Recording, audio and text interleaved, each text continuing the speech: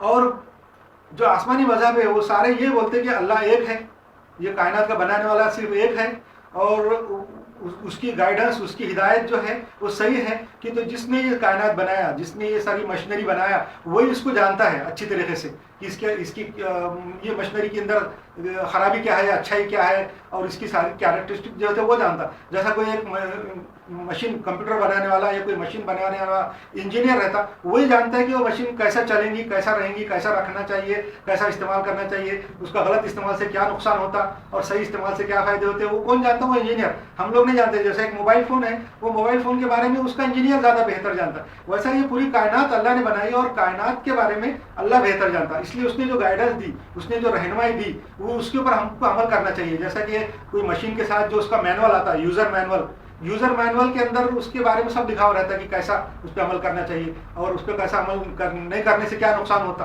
और अच्छा अमल करने से क्या फ़ायदा था। वैसा अल्लाह की जो हिदायत है, गाइडेंस है, उसके ऊपर भी अमल करने से क्या फ़ायदा होता है, वो अल्लाह की गाइडेंस को ही सही हमको मालूम हो सकता। तो जो पैगंबर आए, उन्होंने अपनी अपनी गाइडेंस अपने साथ लाई, अपने